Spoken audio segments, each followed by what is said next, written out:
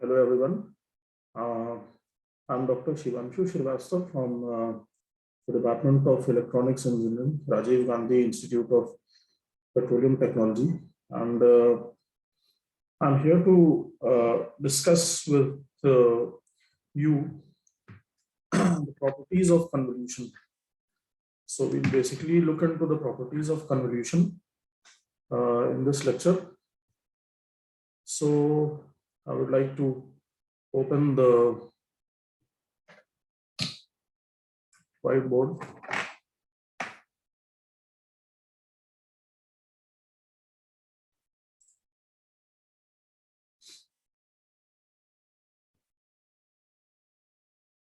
We have the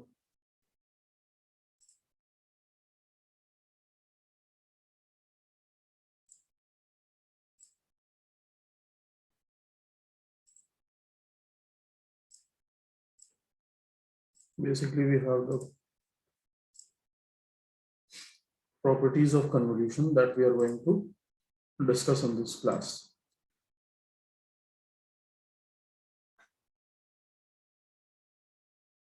Okay. So the properties of convolution. That is what we are going to basically discuss in this class. As we know that convolution is performed in linear time invariant systems, and convolution is basically a mathematical tool to obtain the output in a linear time invariant system when the impulse response of the LTI system is given. For example, we have dark color. So we have an LTI system with us, and the impulse response in the continuous time domain is h of t. Let us say that it is h of t, and an input of x of t is given to this LTI system so as to give the output y of t.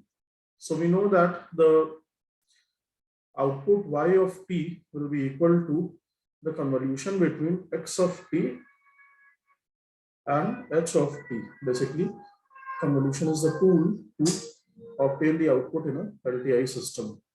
So, and this convolution is formulated in the manner that we have x of t one signal and h of t, that is the another function that is the impulse response of an LTI system. So the convolution between x of t and h of t is given by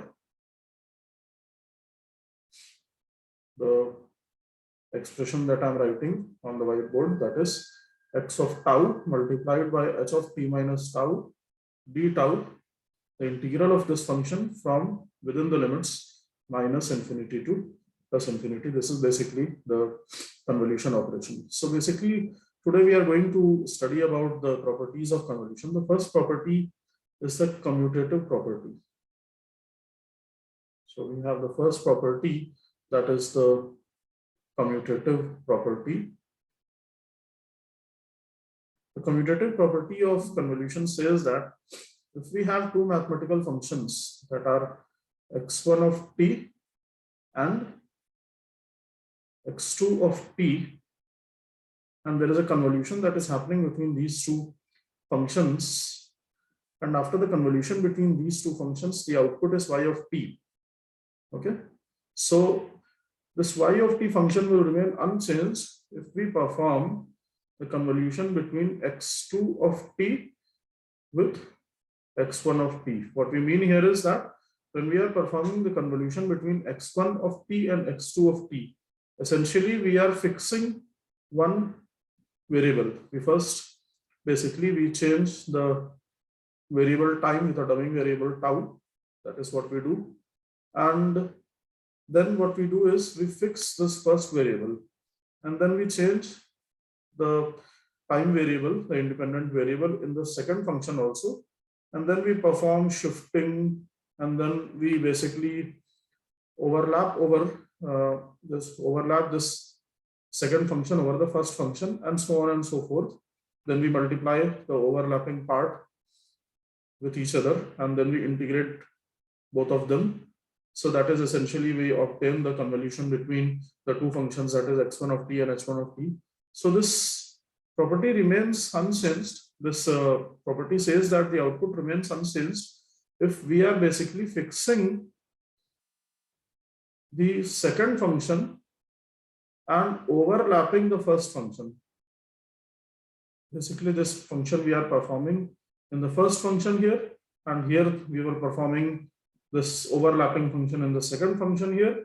So we can interchange this operation between the two functions. The output will remain unchanged. So that is essentially another way of saying that we have two functions and x1 of t and x2 of t.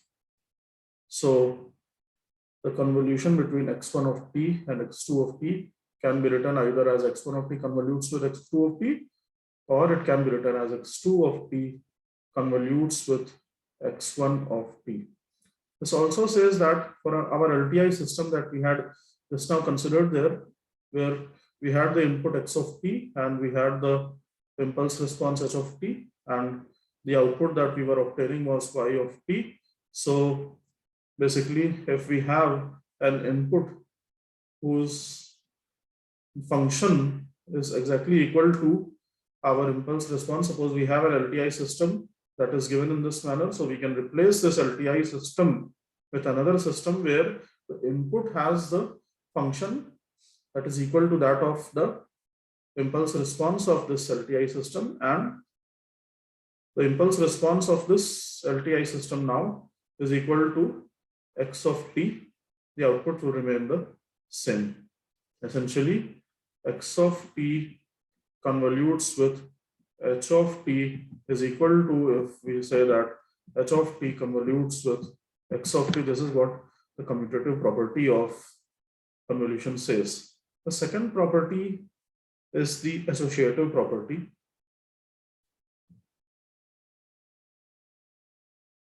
Associative property says that essentially if we have three functions now, let us say that we have three functions. The first function is x1 of t, the second function is x2 of t, and the third function is x3 of t. Suppose we have three functions and we say that x1 of t convolutes with x2 of t. Now this particular part, this entire thing is convoluted with x3 of t. This gives an output y of t. Okay, so this will be equal to yt can also be written as, this will be equal to, if we say that x1 of t that is convoluted with x2 of t convolutes with x3 of t, which means that initially we were first convoluting x1 and x2, and then that complete form, the convolution of x1 and x2, was convoluted with x3. Now we are essentially convoluting x2 and x3, and that complete form that we are convoluting with x1. So in both the cases it remains the same. This also says that suppose if we look into it in the terms of an LTI system, if I talk about an LTI system, so let us say that we have an input x of t, and that input is given to an LTI system whose impulse response is h of t. Suppose we have this kind of impulse response, and this output, whatever output is coming out, let us say the impulse response of this particular LTI system is h1 of t, and then we have the output as, let us say, y of t. Okay, now this output is again fed to another LTI system that has an impulse response h2 of t. The output of this particular LTI system now, whose input was y of t, was, let us say, y dash t. Okay, so essentially what we are getting here, that we have y dash t is equal to y of t convoluting with h of t. Okay, and y of t, this y of t can be simply written as, we can see that this y of t is nothing but our x of t convoluting with h1 of t. Okay, so essentially we have this kind of function. I'm sorry, here we have h2 of t. So we have this x of t convoluting with h1 of t, this entire function when it is convoluting with another function that is h2 of t. Now what this property of associative law says is that we got here x of t, which was our y dash t we had obtained as x of t convoluting with h1 of t, and this entire thing was convoluted again with h2 of t. What our associative property says is that this can be written as x of t, that is convoluting with h1 of t convoluting with h2 of t. You can see here both of this law, which was defined here in the terms of x1, x2, and x3, we have now when we wrote it in the form of LTI system. So we can see that it can be expressed in this form. This x1, x2, and x3, we can write it in the form, if in place of x2 and x3 we are taking h1 and h2. If in this manner we are taking, we get this particular function. And when I realize this function in the terms of block diagram, what I obtain here is that we'll see now. Basically, we get here that we are having an input x of t, and this input is convoluted with a function that is h1 of t convoluting with h2 of t. And the output that is obtained is again our same output that was y prime t here, which means that if I want to combine two impulse responses of an LTI system in the series form, then I will convolute both these impulse responses and I will get the equivalent system. Basically, if I have an LTI system which has two impulse responses in the series form, this is a series form representation, which are cascading in the series form. Two impulse responses in this particular LTI system have been basically cascaded in the series form. And suppose I have written here y dash t, but now I'll replace it to make with a consistent notation. I'll write it like y of t. So this can be written in the equivalent form as I have x of t, and that basically is given to the convolution between x1t and h2t. So it produces the same output. Essentially, the associative property means this particular thing. The third property which we have in our convolution is basically the distributive property. The distributive property. So this is another very interesting property, distributive property, and this distributive property, essentially the associative property was the series combination of the two impulse responses. We will see that the distributive property is essentially the parallel combination of the two impulse responses, two different impulse responses, and we will see that what happens when we parallelly combine two impulse responses in an LTI system. So what is the equivalent impulse response that we obtain for an LTI system? So basically we have, suppose, let us again consider three functions, three signals. Suppose we have three signals as x1 of t, x2 of t, and x3 of t. Basically we have three signals in this form. Now again we have, suppose let us say that I say that x1 of t is convoluted with the addition between x2 of t and x3 of t. Okay, the addition between x2 of t and x3 of t. Okay, so this is what now we are interested in. Initially there was convolution between x2 and x3. Now we have addition between x2 and x3. So we have this x1 convoluting with the summation over x2 and x3. Suppose we have this output as y of t. So this y of t can be written as x1 of t convoluting with x2 of t plus x1 of t convoluting with x3 of t. Essentially, this is what the distributive property means. So in the terms of block diagram, if we see, suppose we have an LTI system where x of t is given as an input, and now I have two impulse responses. Suppose we have two LTI systems that are connected in parallel to each other. The first impulse response, the impulse response of the first LTI system is h1 of t, let us say, and the impulse response of the second LTI system is, let us say, h2 of t. Okay. Now both of them are basically summed up. Let us say we have this kind of system. Okay. So the output of this will be what? We can see that the output of this particular part will be x of t convoluting with h1 of t. And the output of this part will be x of t convoluting with h2 of t. And when we sum both of them, what we obtain here is x of t convoluting with h1 of t plus x of t convoluting with h2 of t. Okay.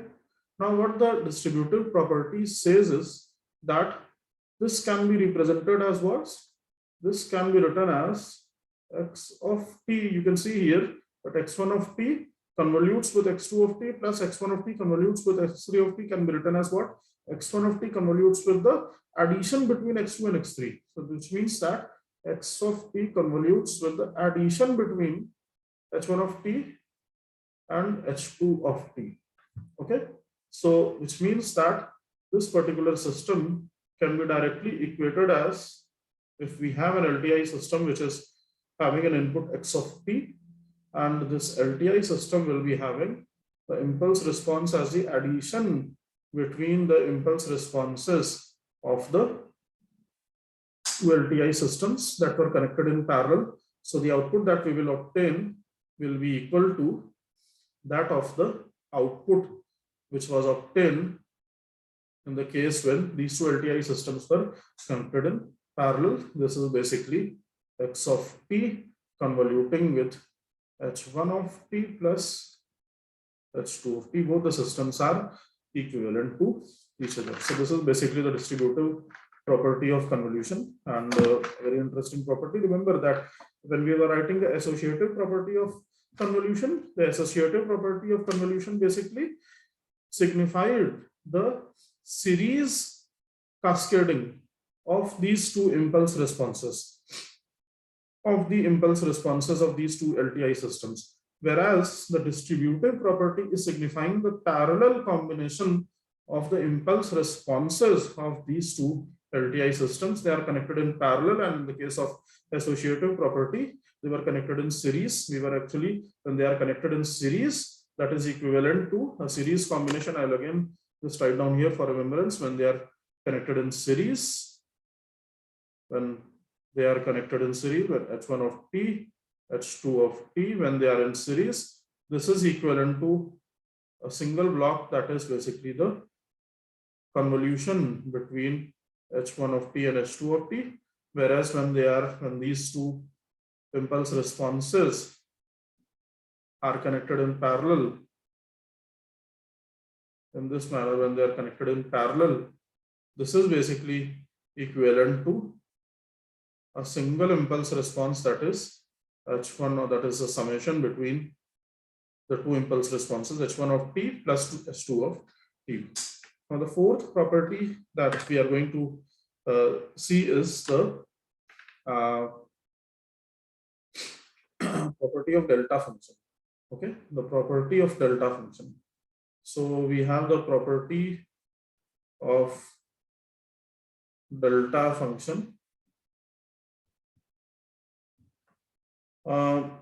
Basically, the property of delta function says that if we convolute, if we have an LTI system and that is given as an input to the input of this LTI system is x of t, and the impulse response of this LTI system h of t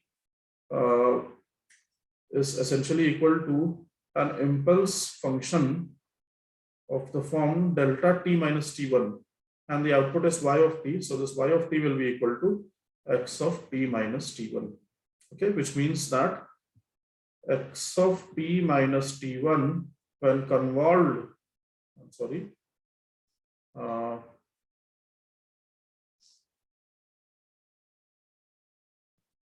the input x of t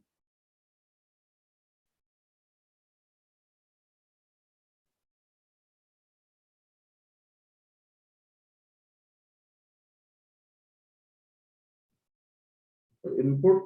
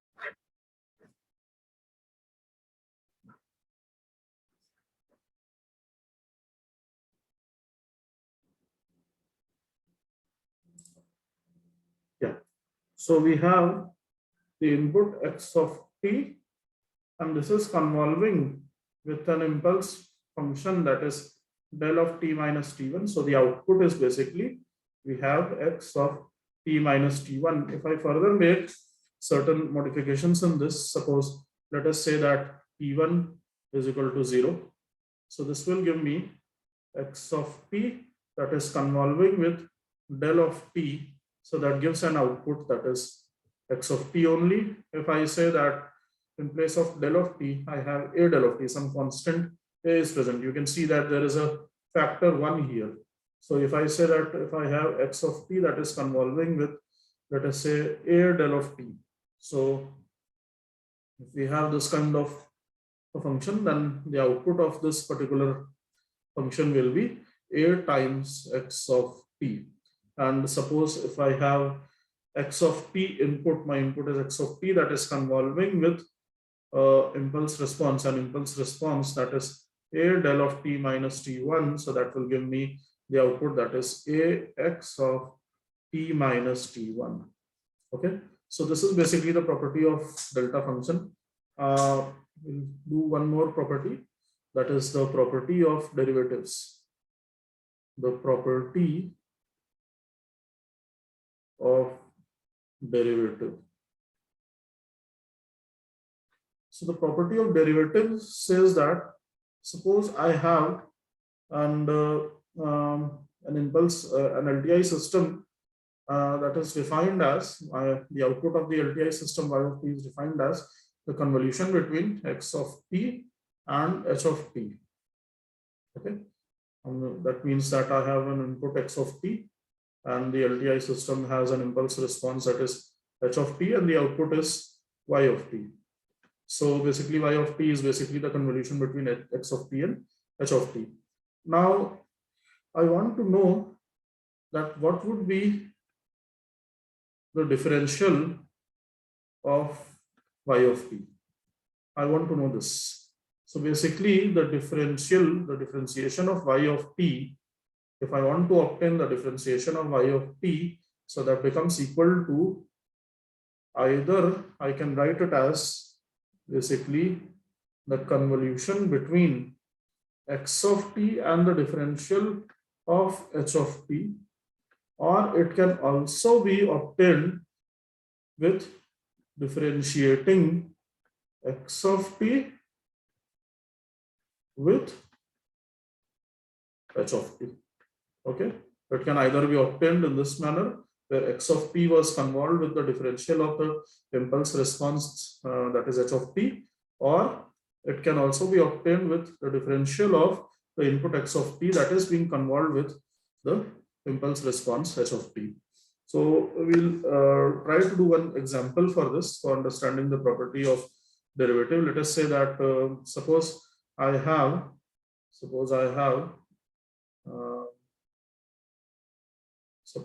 I'll write an example here. Suppose I have y of t, that is basically the convolution between a ramp signal r of t and a unit step signal u of t.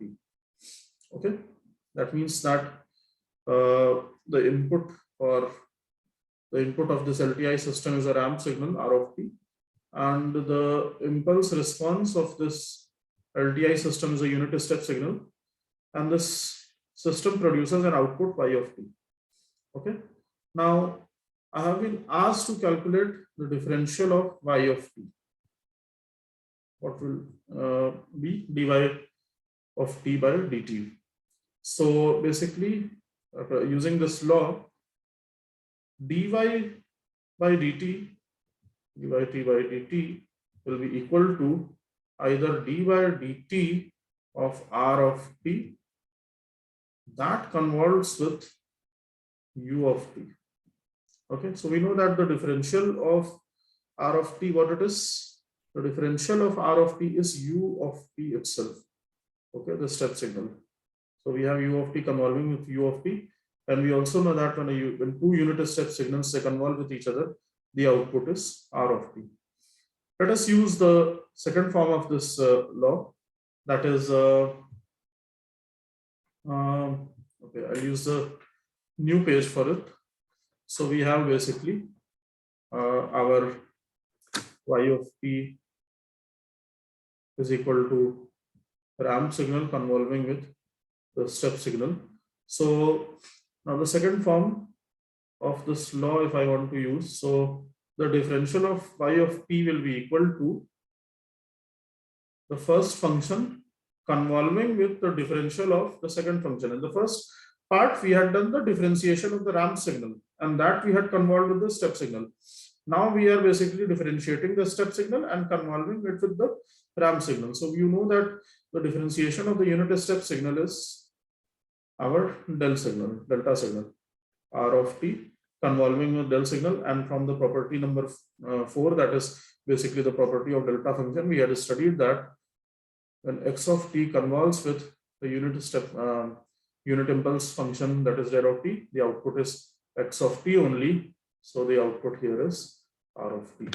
Okay, so essentially you see that these are the 5 properties. The rest 5 properties we will discuss in the next video lecture.